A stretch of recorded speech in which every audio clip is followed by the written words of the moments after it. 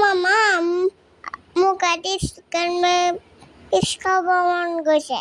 কি মন গৈছে? Chicken piece chicken. চিকেন খাব মন গৈছে। ৰ'বা ৰ'বা দেউতাক আনিবলৈ কওঁ দেই।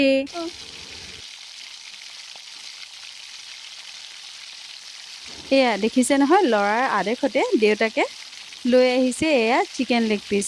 তাকে বোলো ভাবিলোঁ অকণমান মোৰ ষ্টাইলত বনাই থওঁ বুলি। আগতে চাগে আমি এইবোৰ চিনিয়ে পোৱা নাছিলোঁ নহয় জানো, কওকচোন। আজিকালি ল'ৰাই দেখিছেনে কি যে চিনি পায়। এয়া মই কেৰাহীখন পাতি তেল অলপ দি মাংসখিনি ফ্ৰাই কৰি ল'লোঁ। মাংসখিনি ফ্ৰাই কৰি থাকোঁতে বিলাহী, আদা, নহৰু আৰু পিঁয়াজ দি মেলি মই পেষ্ট এটা বনাই ল'লোঁ। পেষ্টখিনি বনাই লোৱাৰ পাছতে এয়া তেলতে জিৰা অকণমান দি পেষ্টখিনি ঢালি দিলোঁ। তাৰপিছতে এয়া অলপ সময় ভাজি ল'লোঁ। ভাজি যেতিয়া তাৰ তেল নিচিনাখিনি ওলাই আহিছে, প্ৰায় মোৰ হৈ গ'ল ভজা। তাৰপিছত এয়া গৰমে গৰমে ভাতৰ লগত পৰিৱেশন কৰিলোঁ। কেতিয়াবা বনাই চাবচোন মোৰ ষ্টাইলতো।